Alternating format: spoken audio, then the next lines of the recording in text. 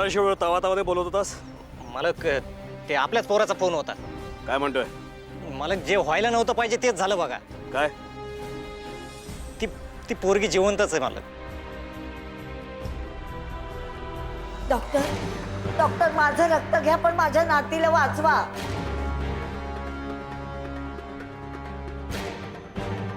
नाही आजी, म्हाताऱ्या लोकांचं रक्त आम्ही नाही घेत. बरेच प्रॉब्लेम्स असतात. तुम्ही भाऊजी तुम्ही यांना फोन केला का? ते देतील रक्त. रक्त द्यायचं सोडा, तो साधा इथे यायलाही तयार नाही. माझ्या कुटुंबाचं बलिदान गेलं तरी चालेल असं बोललाय तो.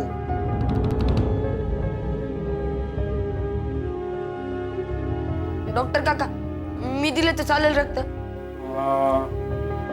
चालेल कदाचित, कारण कसं आहे की प्रसंगच असा आहे, त्यामुळं आपण ह्याचं रक्त चेक करून घेऊ. नाही नाही नाही, या मुलाचं रक्त माझ्या नातीला दिलेलं मला मुळीच चालणार नाही.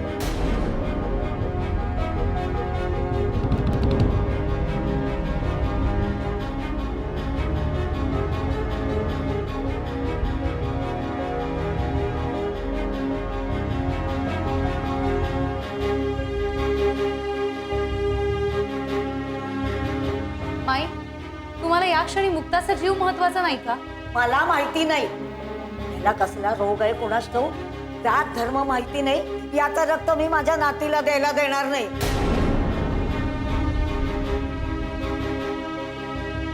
अहो आजी, जात धर्म यापेक्षाही माणुसकीचा धर्म मोठा असतो आणि तो मला या ठिकाणी महत्त्वाचा वाटतो.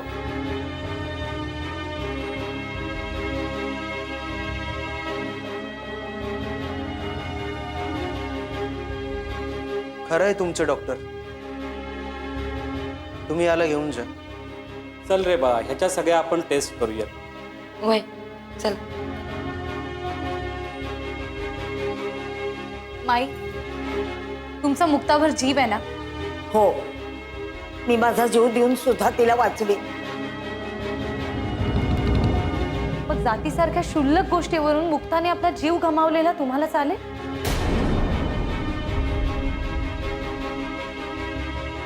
नाही, अजिबात नाही.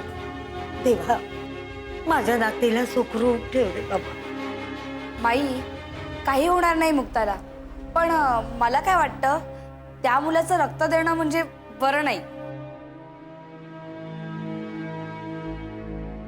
सुरेखा, काय बोलतेस तू? या क्षणी मुक्ताचा जीव वाचणं जास्त महत्वाचं आहे. बाकीच्या गोष्टी निवांत बोलता येतील. आता यावर कोणी काहीही बोलणार नाही. पोरीला शाळेत कशाला पाठवली देव? परमेश्वरा, आता तिला वाचव रे बाबा. एवढं सगळं होऊनही आले नाहीत. आपल्या मुलीचा अपघात झालाय तरी त्यांना काहीच कसं नाही वाटलं. एवढी निष्ठुर कसे झाले हे? यांना आपल्या कुटुंबाची काळजी नाहीये का? नेहमी इतरांचा विचार करणारे आज आज स्वतःच्या स्वार्थासाठी आमचं बलिदान द्यायला निघालेत. सुशीला, तुला वाटत असेल की मी माझ्या स्वार्थासाठी हे सगळं करतोय, पण खरंच यात माझा कसलाही स्वार्थ नाही. या क्षणी तुझी काय अवस्था असेल याचा मी विचारही करू शकत नाही. तुझे अश्रू पुसायला आज मी तुझ्यासोबत नाही, कारण मला काळजी आहे त्या लाखो शेतकऱ्यांच्या डोळ्यात असलेल्या अश्रूंची, उद्ध्वस्त झालेल्या संसारांची आणि जगण्यासाठी धडपडणाऱ्या त्या प्रत्येक भूमिपुत्राची. मला माफ कर सुशीला, मी तुझा गुन्हेगार आहे. स्वामी, माझ्या मुक्ताची रक्षा करा. स्वामी, मुक्ताची रक्षा करा. बाई काय झालं? असं निराश होऊन काही होणार आहे का? स्वामी गेलाय ना चेक करायला, आपण बघूया काय होतंय ते. पण डॉक्टर अजून आले नाहीत आणि तिचा रक्तगट दुर्मिळ आहे. रक्तपेढीतही त्या गटाचं रक्त उपलब्ध नाहीये. दिनकर दादाला कळवून सुद्धा तो आला नाही. काय होणार आहे कोणास ठाऊक. काही होणार नाही हो, आपण सगळ्यांना उगाच काळजी करत बसलोय. डॉक्टर साहेब आले. डॉक्टर, जुळला का रक्तगट? अहो आश्चर्य म्हणजे ह्याचा रक्तगट जुळला आणि आम्ही त्याचे रक्त काढून तिला चढवलंही. आता येईल तिला हळूहळू शुद्ध.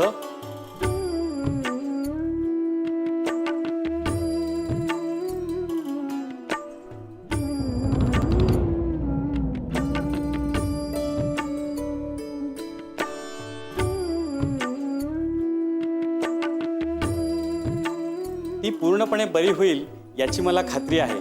अजिबात काळजी करू नका.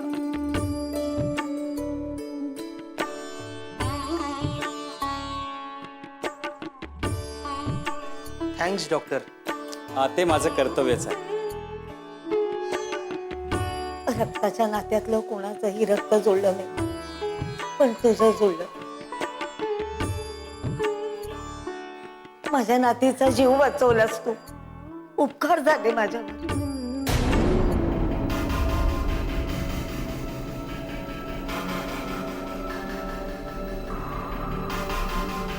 माई त्यात काय झालं? माझी बहीणच आहे ती. हो, तुझी बहीणच आहे. आणि आता तू सुद्धा मला आजी मानायची.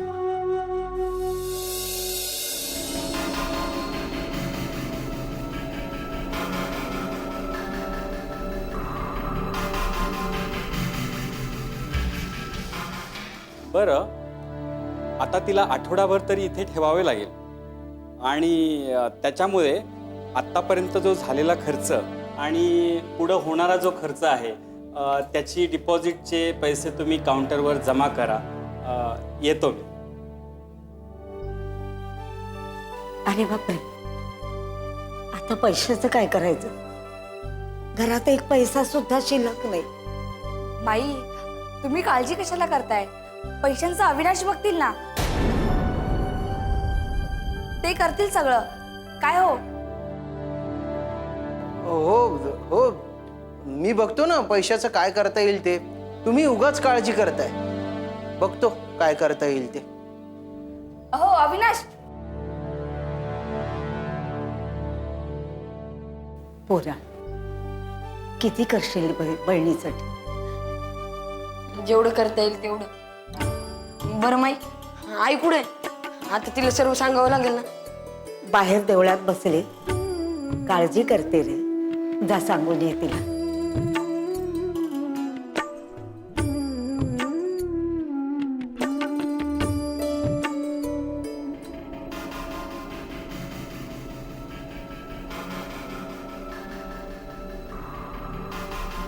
मोठ्या तोंडाने म्हणालीस, अविनाश आहेत ना पैसे भरायला, कुठून भरू? तुला नेकलेस करायचा म्हणून सेफ डिपॉझिट मध्ये टाकलेत ना पैसे. अहो मी त्यांना बरं वाटावं म्हणून म्हटलं. आता लगेच बँकेतून त्यांना पैसे काढून देऊ नका म्हणजे झालं. मला नेकलेस बनवायचंय म्हणून ठेवलेत ते पैसे. आणि असंही माझ्या नवऱ्याची कमाई मी दुसऱ्याच्या मुलीच्या आयुष्यासाठी नाही खर्च करणार. मग ती तुमच्या भावाची मुलगी का असेना. मी तरी कुठे द्यायला निघालोय? तूच तिकडे बोललीस म्हणून काहीतरी बहाणा करून मला इकडे यावं लागलं. मग आता असाच काहीतरी बहाणा करा आणि माईंना सांगा आम्ही पैसे नाही देऊ शकणार.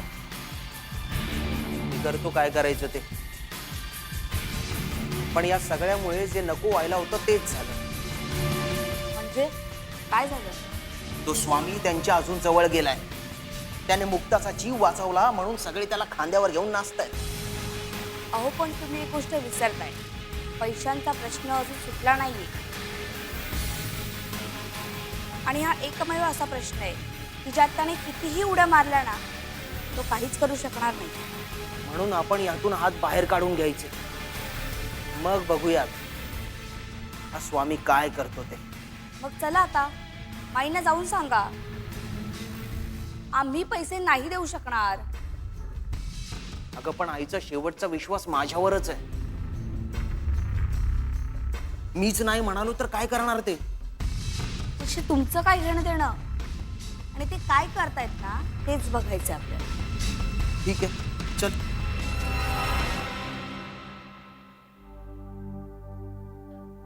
देवा माझ्या मुक्ताला वाचव, तिला सुखरूप ठेव. मी आजपर्यंत काहीच नाही मागितलं तुझ्याकडे, आज पहिल्यांदा काहीतरी मागते. माझ्या मुलीला वाचव.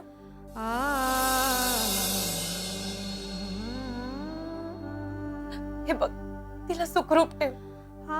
मी कधीच कोणाचं वाईट नाही चिंतलं रे. माझ्या मुलीला वाचव. माझा विश्वास आहे की तू माझ्या कुटुंबाचं कधीच वाईट नाही होऊ देणार. एवढीच अपेक्षा आहे.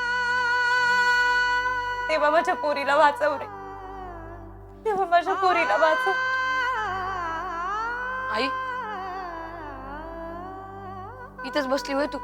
स्वामी, आपल्या मुक्ताला जाग आली. तुझा रक्तगट जुळला का रे? होय आई, माझा आणि मुक्ताचा रक्तगट सारखाच निघाला. रक्त पण दिलं मी मुक्ताला.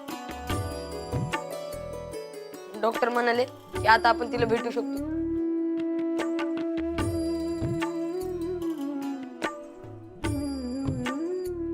चल चल, आपण तिला भेटू. आई पण डॉक्टर म्हणाले की अजून आठवडाभर मुक्ताला दवाखान्यातच ठेवावं लागेल. आई मुक्ताने जेव्हा माझ्याकडे बघितलं ना तेव्हा मला रडायलाच आलं बघ. आई पण मुक्ताने मला हाक नाही मारली का दादा म्हणून? अरे आत्ता कुठे शुद्धीवर आलीये ना ती. अरे आपली मुक्ता वाचली हेच खूप नाही का झालं आपल्यासाठी? आई चल लवकर, ती तुझी वाट बघत असेल.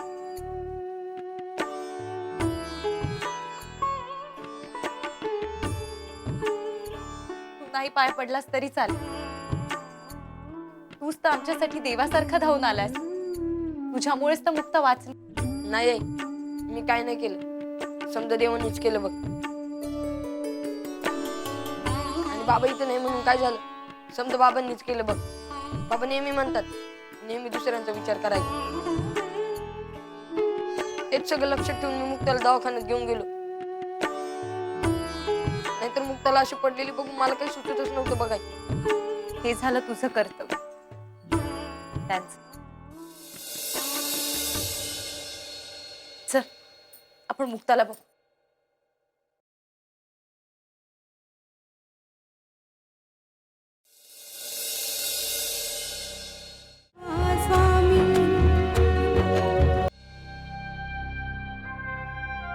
माई माई काय म्हणाले डॉक्टर? काही दिवस ठेवायला लागेल म्हणाले. आता तशी बरी आहे. मुक्ता, हे बाळा बघ ना ग, आई आलीये तुला भेटायला. बोल ना ग काहीतरी.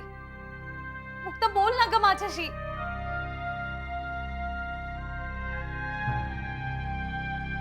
माई माई सांगा ना. ती बघ ना काहीच बोलत नाहीये. सांगा ना तिला बोलायला. अगं आता तर कुठे शुद्धीवर येते. लगेच कशी बोलेल तू?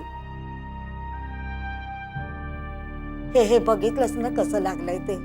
कशी सहन करते पोरगी.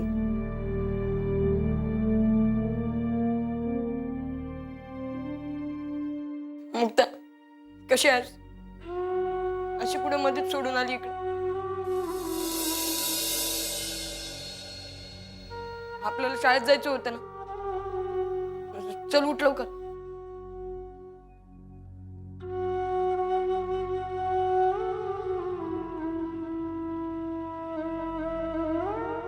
मुक्ता तू जर लवकर नाही उठलीस ना तर मी एकटाच शाळेत निघून जाईल बघ. हे मुक्ते, आता माझ्यासोबत खेळायला पण कोण नाही, बोलायला पण कोण नाही. आता जर तू उठली नाहीस ना कट्टी घेईन बघ मी तुझ्याशी.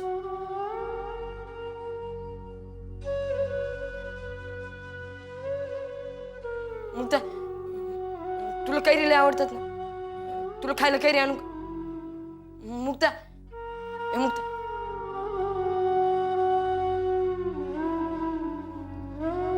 ए आई बघ ना मुक्ता बोलत नाही माझ्याशी.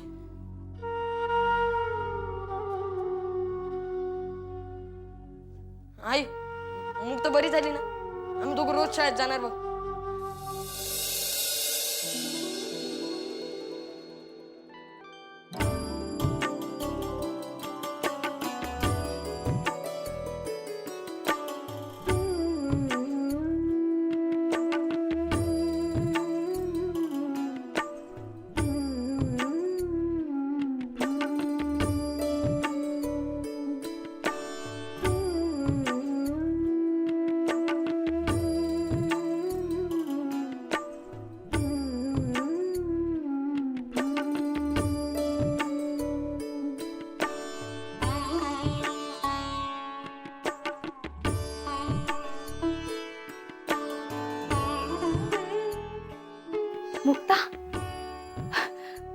माई पाहिलं किती प्रेम आहे भावंडांमध्ये.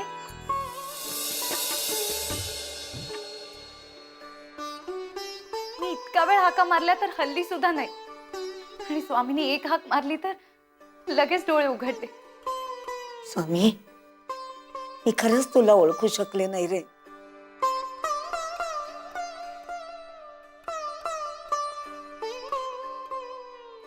अरे वा, मुक्ता शुद्धीवर आली. हो, आली ना. पैशाचं काही झालं? माई, मी खूप प्रयत्न केले पण कुठेच काहीच मिळालं नाही.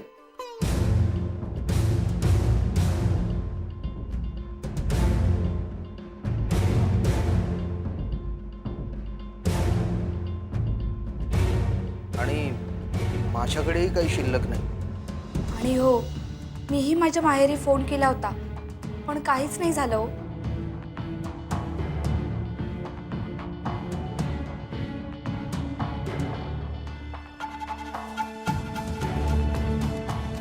आता तुम्हीच बघा काय ते. अरे मग आता आम्ही कुठून आणणार? दिनकर सुद्धा इथे नाही.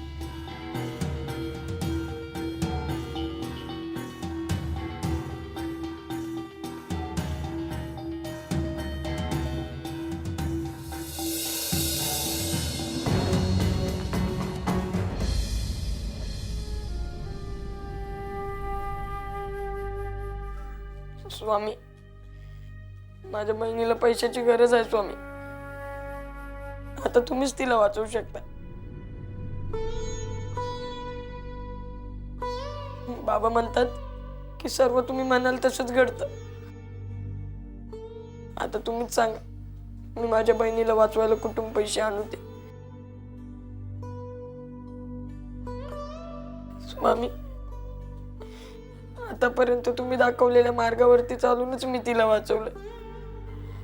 म्हणजे यात माझं काहीच नाही, सर्व तुमच्या मनाने झालं. स्वामी, आता मी काही करू शकत नाही स्वामी. आता तुम्हीच सर्व घडवू शकता.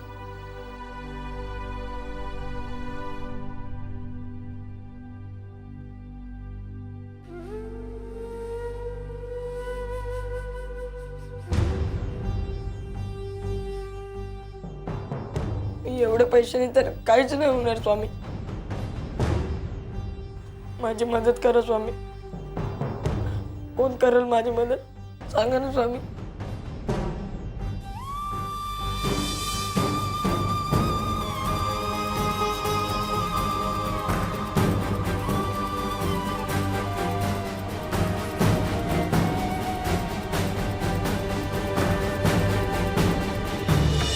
जेव्हा केव्हा तुला माझी गरज भासेल त्यावेळी तू मनापासून मला हाक मार. मी तुला इथे येऊन भेटेल. वा, लय भारी.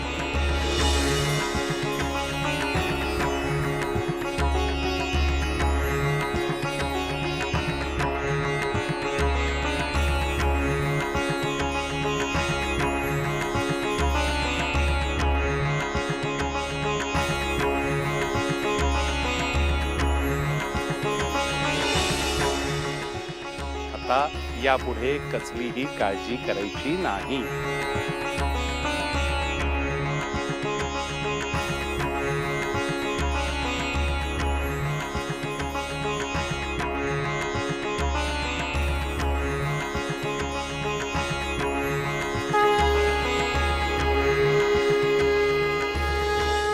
दिगंबर आजोबा, माझी बहीण आहे ना मुक्ता, तिचा अपघात झाला. तिच्या अपघाताचा खर्च भागवायला माझ्याकडे पैसे नाही. किती पैसे हवेत तुला? माय म्हणली होती की 30,000 हवेत म्हणून. तुम्ही द्याल ना मला 30,000? अरे हो, मिळतील ना. हे घे.